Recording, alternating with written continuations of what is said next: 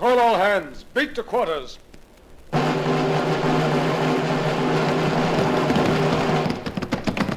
out the guns. Stand by the starboard battery. One broadside into her, if you please, Captain Bush. Pointers on target. Linstocks ready. Aye, aye, sir. Ready. Fire!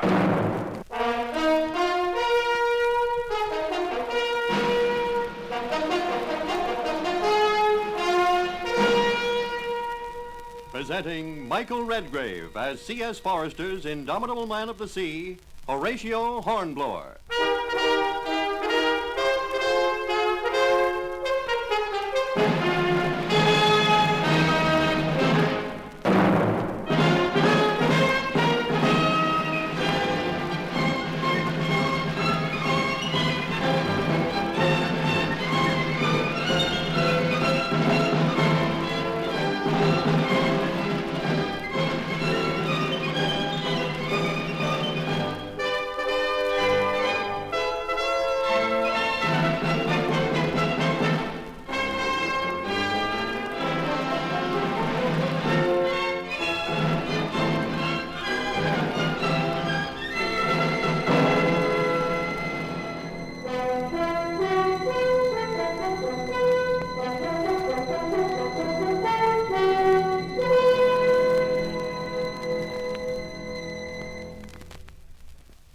And now, transcribed, the story of the fabulous Horatio Hornblower, wedded since early youth to Britain's ships and Britain's destiny at sea.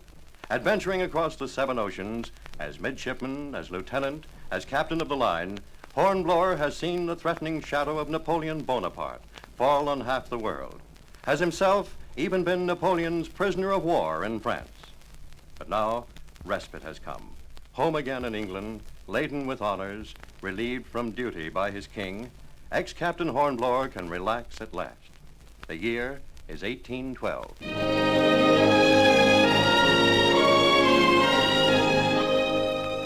When you've been many years at sea, it sometimes seems a little difficult, I might even say arduous, to live ashore. Especially when your lovely wife, your adored recent bride, rather expects you to become a country gentleman. Well, life is made up of change, they say, but for an old sea dog, new tricks come harder than for other breeds, I think. Well, there I was, not long returned from confinement in France as the unwelcome guest of Bonaparte, granted a knighthood, happily married to my enchanting Lady Barbara, free of all financial cares at last, and yet, oh, yes, I knew it for my fault, but somehow, there in the quiet English countryside, I hadn't quite come home as yet. More bath water, sir? Oh, heaven forbid. It's mostly on the deck, the floor already, isn't it? Oh, a tin tub the size of a teapot. A fine way for a grown man to bathe himself. Yeah, all right, I've had enough. Give me that towel, Brown. Don't slip, sir. Oh, ridiculous contrivances. Give me a wash deck pump and gallons of cold seawater. Remember, Brown? Oh, I remember, Sir Horatio. Yes, belay that, Sir Horatio. Old terms are good enough, aren't they, you idiot? Yes, sir. It's a lovely morning, sir. Is it? Oh, yes, I suppose so. Still and quiet. It's very quiet. It's queer. When I wake here, I still keep listening for the sounds, rattle of blocks, the cordage wheezing, and... Oh, well, never mind. I've laid out your new suit, sir. What do you mean, that tight buff-colored thing? It's a beautiful suit, sir, I think. Oh, do you? Tight trousers, fancy coat, flowered waistcoat, and a stock. Oh, I'll never draw an easy breath in that confounded choker. Oh, well, let's get it on. Mustn't keep Lady Barbara waiting downstairs for her breakfast.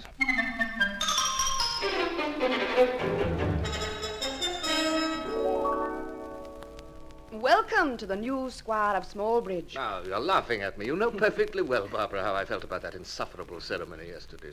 Squire, indeed. Oh, I do know, my dear, and you were sweet, suffering it all without complaint. Mm-hmm. Only the faintest glare of defiance now and then during the speech-making. Coffee, dear? Thank you. Well, what do we have planned today? I thought that you and I might drive across the Downs this morning. Uh-huh. Of course, you said you had a lot of reading you'd been putting off. Gibbon, was it? Well, yes, yes, I do want to get to that. It's, yes, quite soon, in fact. A letter for you, Sir Horatio. Oh, thank you, Wiggins. The messenger is waiting, my lord. He is from the Admiralty in London. The Admiralty? The Admiralty, eh?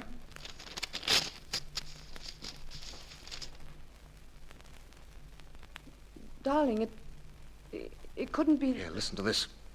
The Lords Commissioners request that I present myself at once.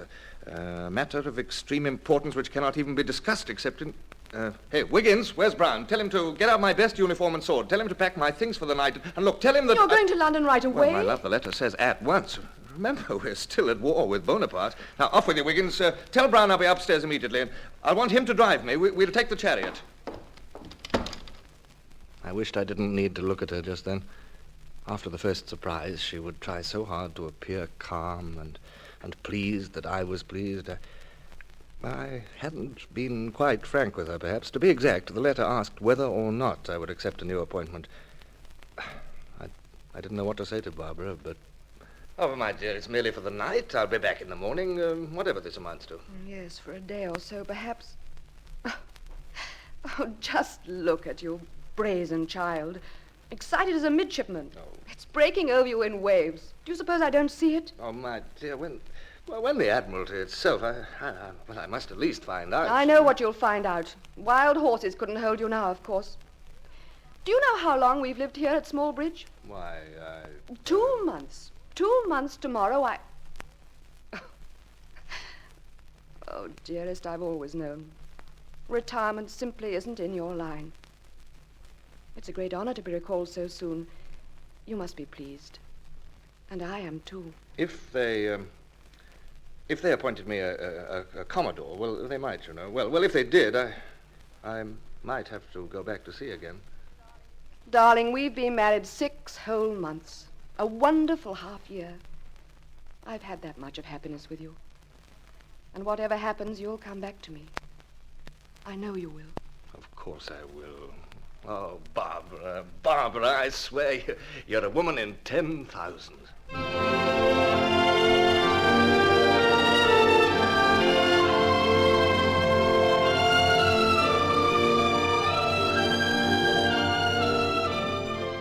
She was, you know. In all my life, I'd said no truer word than that, I told myself as we drove up to London. Well, we made excellent time. Brown knew his business with horses. I never understood the peculiar beasts. Brown was good at everything. Best captain's coxswain in the Navy, and now the perfect manservant. Still, I rather thought he mightn't mind going back to sea again. There was a queer look in his eye, especially when we drew up before the Admiralty in Whitehall, and I was ushered in to the First Lord. Sit down, Captain Horatio. Thank you, sir. Left your newfound domestic bliss behind, eh, when you received our letter? Well, may I ask what it is you have in mind for me, sir? Of course you may. The Baltic, Horatio. The Baltic? Is Russia coming into the war, then? Who knows? I wish I did. That very question's at the heart of this whole project. Our letter did say, didn't it, that you'd take rank as Commodore, with a captain under you. You'd have 6 ships. The Nonsuch, 74, a ship of force. The Nonsuch? I know her well, sir. Both the Russian Tsar and Prince Bernadotte of Sweden have teetered back and forth for months, you know. Well, from all I've heard, Boney's making tempting offers to them both. And Bernadotte's a Frenchman, after all. Is there really any chance that they might join us, sir? They might, if we handle them sensibly. They have as much fear as we, now Boney's gobbled up most of the continent. The die will be cast any day, we think. If we can show those Baltic powers some British naval strength to count on. I understand, sir. At any rate, we've got to keep the Baltic open for supplies. So much that we need here comes by those sea lanes. Well, are you ready? Is it settled? Yes, it's settled. Good.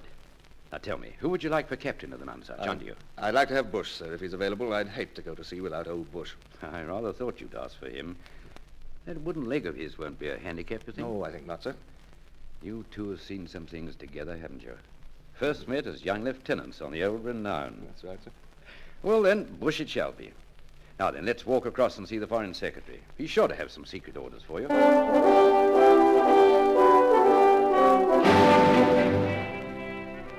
Time had come to say goodbye to Barbara. She drove with me from Smallbridge to Deal Jetty. The Nonsuch and the 5 others of my pretty new squadron lay far offshore, half lost in morning mist. Brown was looking much too pleased. I had to take him down a little. Stop mooning at those mastheads, Brown. Go hire a luggerman to take us out. Step lively now. Yes, Captain. Commodore, that is. Aye, aye, sir. Wind's veering nor'ard a little. West by north now, I think. Yes, dear. So you remarked as we were driving. I beg your pardon, dear. You were telling me about my shirts. I interrupted you. No, I'd finished with the shirts. What I was saying was that all your cold weather things are in the flat sea chest. Mm-hmm. The sheepskin coat and heavy socks and mittens and... Oh, well, Brown understands. He also has in his care a certain little package. A surprise. Surprise, my dear? Oh, no, after all, I wouldn't try to surprise you. It's just a woolen neck scarf I'd be knitting for you. It's likely to be cold up in the Baltic, even now. Yes. I don't like cold. You're very thoughtful, Oh, dear. I do hope so much that you'll be back before the winter. So do I. I love you, Barbara. Boatman's alongside, sir, if you're ready. Yes, Brown. Well, now, my dear, Well, you're going out by the ordinary lugger. I could come too. He could bring me back. No, that would be foolish. Look at that choppy sea. It'd be quite wet and cold. I wouldn't mind. Well, I may even be seasick in that nutshell. Sometimes am, just at the start. I shouldn't like to have you witness my capitulation. Oh, my dear girl. I've been such a fool.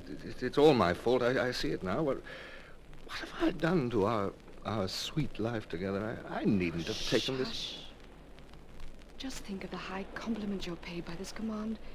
Oh, your ships are beautiful. Yes, but dearest, to leave you now... I was much too proud, much too impulsive. I should have told them that I... Well... And stayed at home. You, darling? Oh, don't be absurd. Brown's in the boat with all your gear. They're waiting. You must go. Think of me, Barbara. Oh, need you ask that? You'll write me everything? Everything, won't you? Yes. The bad things, too. Of course. Well, goodbye, Barbara. Goodbye. Come back to me. Come back to me.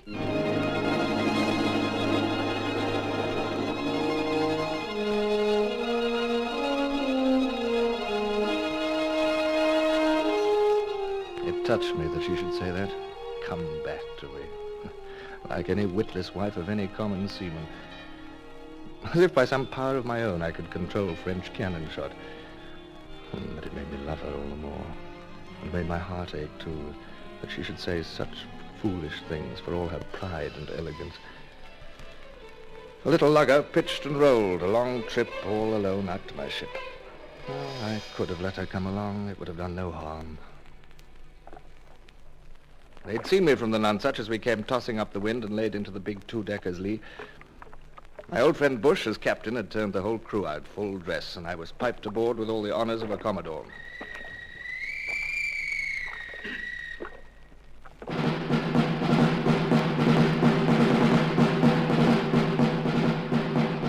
ship and every man aboard was in a state of polish.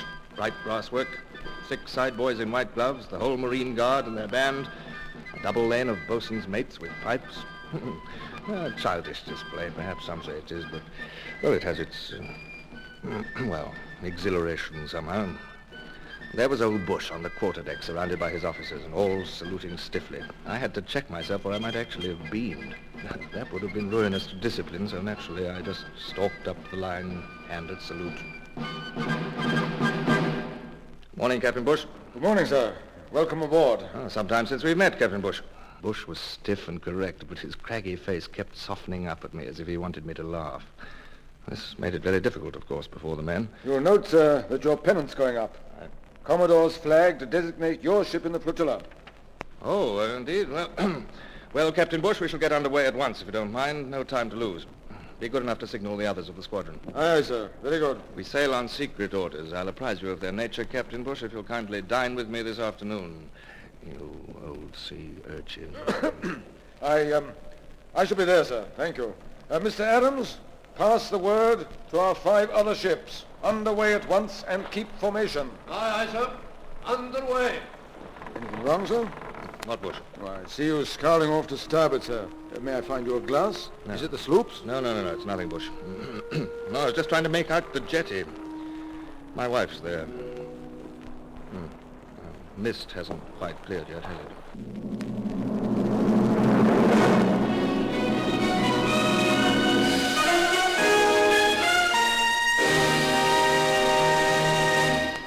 In a moment, Michael Michael Redgrave returns as Horatio Hornblower. And now, continuing our story, Michael Redgrave as Horatio Hornblower awaits his old friend, Captain Bush, in his Commodore's cabin aboard the flagship Nonesuch.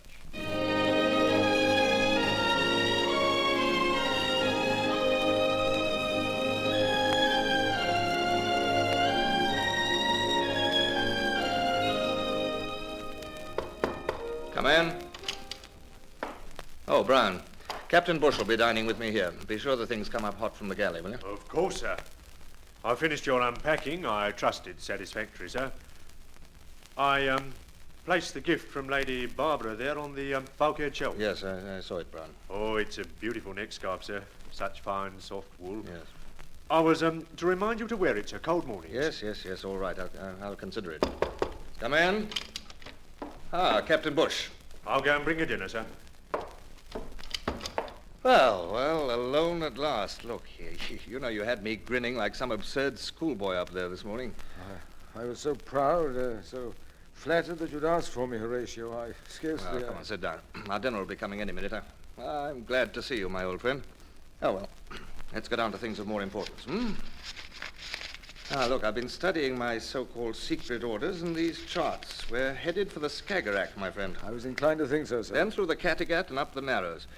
The Danes will resist, I suppose. Can't help themselves. Napoleon's on their backs. And what about the Swedes? That's just what no one seems to know. It's touch and go, apparently, with both the Swedes and Russians. We have to be prepared for anything. Kattegat Sound is only 3 miles wide part of the way. Sweden to port, Denmark to starboard. Yes, real Skiller and Charybdis, huh?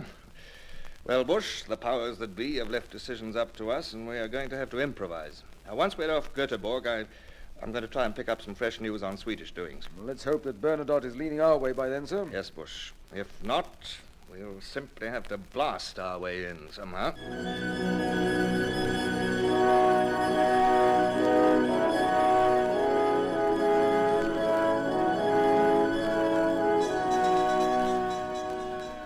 Up through the North Sea, into the Skagerrak. And scarcely a sail sighted off our bows the whole first week. Deserted waters, even in the Skagerrak off Denmark. Now and then we'd see a tiny fishing boat far off, none within hail. We had no news. We strained our eyes for some revealing sign. Had Bernadotte made up his mind by now? Were he and Russia enemies, neutrals, or even friends, if handled sensibly? Before sunrise, I found Bush on the quarterdeck. Well, still no news. Are we to run the gauntlet, then? We're nearing the Helsingborg Narrows. I wonder, Bush, how many guns are on that Swedish shore. Multitude, sir, you may be sure. The charts show a good dozen forts. Shouldn't we send a boat in, sir? Find out how Sweden stands? Well, last night I thought so, Bush. It has its logic, I admit. On the other hand, a boat would surely advertise our presence. But, sir, if both sides of the Kattegat are hostile... Well, we could dash in the moment there is light enough to see the channel. Surprise them and perhaps get through, even if Sweden does resist. Yes, but then if Sweden has joined Bonaparte, won't we be bottled up inside the Baltic? Well, the Baltic is a sizable sea, Bush. I suspect we could maintain ourselves a while. Yes. Still almost an hour till dawn. That gives us time to clear our decks. Yes. I think we'll go in, Bush, this morning. Very good, sir. Hoist the yardarm lanterns. Signal all vessels clear for action, if you please. Aye, aye, sir. All hands to quarters. Mr. Adams, clear for action. Pass the word. All ships to clear for action. Aye, aye, sir. All ships to clear for action!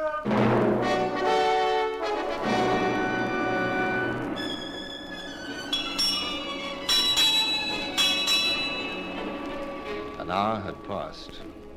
We came into the narrow channel just as the dawn broke in a dark grey mist. To starboard, hostile Denmark. To port, the riddle, Sweden. Was she our enemy? Well, we'd soon know at all events. Are the guns run out, Captain Bush? Aye, aye, sir. And the fire pumps manned on every ship. Here's for it, then.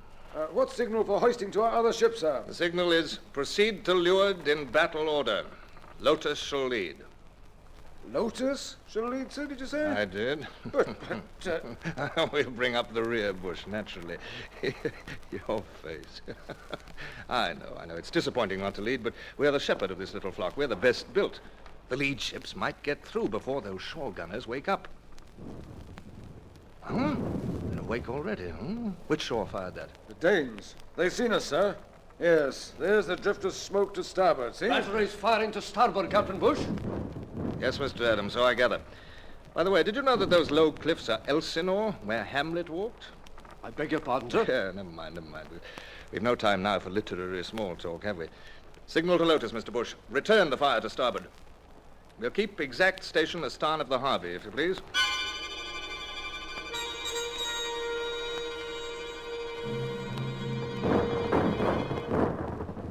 I say, Lotus and Clam are giving back as good as they're getting, huh? They are. Bush, this channel's full of shoals. I remember that from years ago. I remember too, sir. I've put leadsmen in the chains. They'll sing out when we're reaching shallow water. Good. The sloops and the three others don't draw as much as we do. Let me compliment you, Bush. You've thought of everything. Well, Brown? Your next scarf, sir. Oh, nonsense. In the midst of an action. How dare you come up here? It's very cold this early in the morning. Begging your pardon, sir. I had my orders, you'll recall. Get below, Brown. All right. Give me the scarf. Yes, the air is a bit chilly.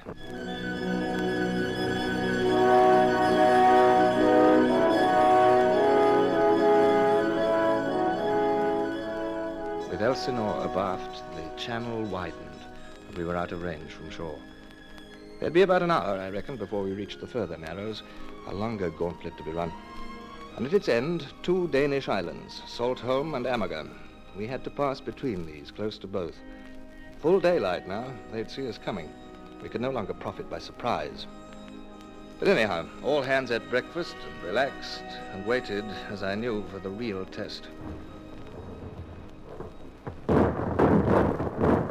An infernal din of guns broke out as we approached the channel. Well, our starboard guns can speak together after all. Well done. I wasn't too sure about that at Elsinore. A little ragged. So far, the Swedish guns had all stayed silent. And as if to make up for that, though, the Danes were throwing in everything they had at us. Saltholm and wider waters seemed a very long way off. I found myself walking up and down. Well, that wouldn't do. Indifference is expected from a Commodore. So I stood still and looked about me casually. By the deep 6.5 6. 6 fathoms are quite ample, aren't they, Bush, with the tide making? I think so, sir. I wouldn't care to risk less than 5, though, just now. By the mark 6. Put another leadsman on the port chains quickly, Adams. Look, Bush. Saltholm and Amager, at last. Do you see them reeling up ahead there? Both bristling, I'll be bound. Yes, smoke bursting from Amager already. This tells the story, doesn't it? Saltholm is where they keep their powder stored. And a half 5. And a half 5, sir. Shaving a shoal, that's certain. I hope. Bush, the Harvey's hit. The Harvey's hit. Our mainmast gone. Shrouds are trailing. Quarterless 5. Quarterless 5. We're nearing those shoals, too. Harvey's quite helpless, eh? Oh, yes, I see. Oh, damnable luck, Bush. We'll be alongside her in a moment. Back the main-tops! Stand by with the heaving lines there. Helm a Give me lee! that speaking trumpet, huh? Aboard the Harvey there. Can you hear me? Aye, sir. I'm Lieutenant Smith, sir. Anyone injured, Mr. Smith? Lieutenant Mound, sir, knocked unconscious, and 2 men killed when the shell struck. We'll bring Mr. Mond aboard here, then. Send men down for him, Captain Bush. Cut that wreckage away smartly and stand by to receive our lines.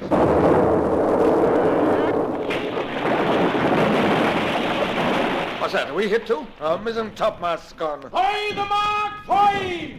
By the mark 5. Ah, that's better. We must be bearing off the shoals. Near hit, that one. They're reaching us much too easily from Saltholm. I don't like it. Yes, sir. Short range. And now that we're delayed... Now, look here. Those powder stores of theirs. Let's make a try for those. They might lie just beyond the highest fort. It seems fairly logical. Why not? But, sir, how do we know where to...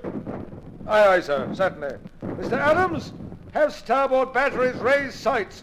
Try for a hit beyond that big red fort. Say by By, 15 yards. By 15 yards. Pass the word, Adams, instantly. Starboard batteries prepare to fire. Target at 15 yards past the right port. 15 yards past the right port. Wild idea, I suppose, Bush, but we simply can't sit here till the Harvey is in tow. It's too much like duck hunting, with the none such as the duck. Ready? Fire!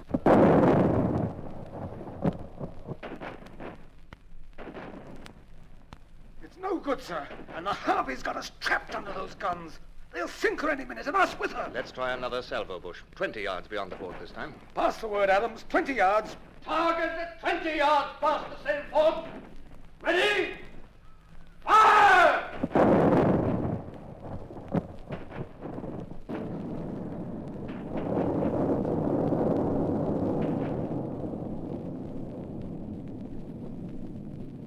It's awesome, sir, that blast. I think, why, yes, it's even taken the fort with it. That fort and all its guns. At least they're singularly silent. I still don't quite believe my eyes. A lucky guess in place of sound ballistics, eh? That makes no sense. Well, yeah, to business now. Where's my trumpet? Oh. Mr. Sword! Mr. Sword! Have you our lines? Are they secure? You ready to get out of here? Aye, sir. One more moment, sir. Well, the cable's coming over now. We'll take you out starn first, understand? Stand by for the cable, men. Starn first, it is.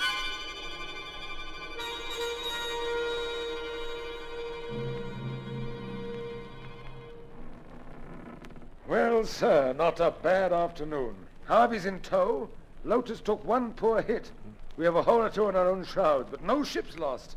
I shan't forget what we did to those powder stores on Saltholm. Yes, that was a satisfactory moment. There's been no firing for a good 10 minutes. They can't quite reach us anymore. We'll sail round Falsterbo, clear of all batteries, I think. I'm a bit tired. Adams, Mr. Adams, has Mr. Mound been brought up yet? Yes, sir. He's aft. Unconscious now. The sergeant's with him. I want to see him. Concussion and bad shoulder wound. A bit of blood about the face and throat, sir. Well, here you are, Mound. Surgeon taking care of you all right? Yes, thank you, sir. I'm quite all right. We're taking him below to sick bay in a moment, sir. I'm proud of all my young officers today, Mound. They're not too uncomfortable, I hope. Did all of us get through, sir?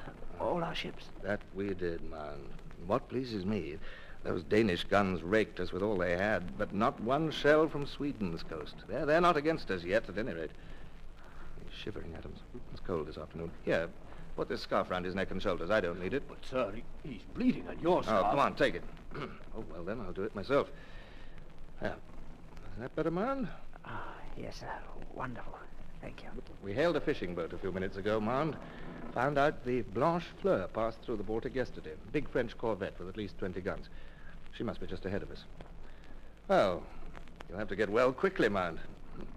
Won't want to miss the fun, will you?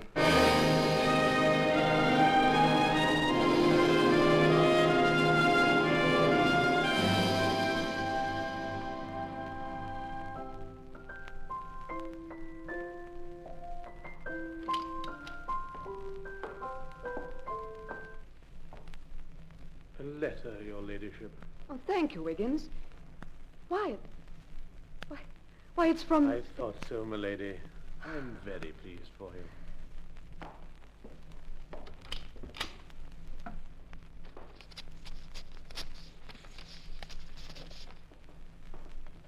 My dearest wife, I found a means of sending this brief note to you by way of Sweden.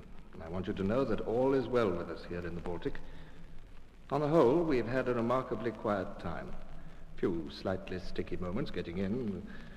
The Danes on shore showed a bit of ill temper, but there is very little to report that isn't merely ship's routine. Oh, my dear. My dear, you're such a bare-faced liar, I'm sure. But I do love you very much. It is my hope that somehow I shall soon receive letters from England and know thereby that you are well and happy. I'm sure you will like hearing that Brown takes magnificent care of me, fusses over me far too much. He seems to think that in doing so, he's following someone's orders. I can't think who.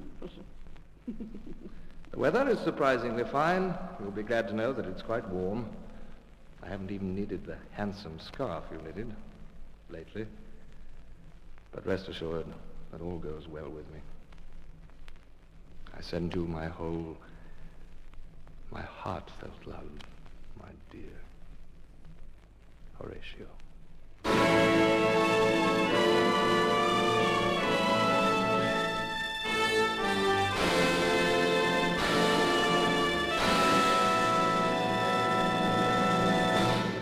Horatio Hornblower, starring Michael Redgrave, is based on the novels by C.S. Forrester. The radio script was written by Philo Higley. Music composed and conducted by Sidney Torch. Produced by Harry Allen Towers.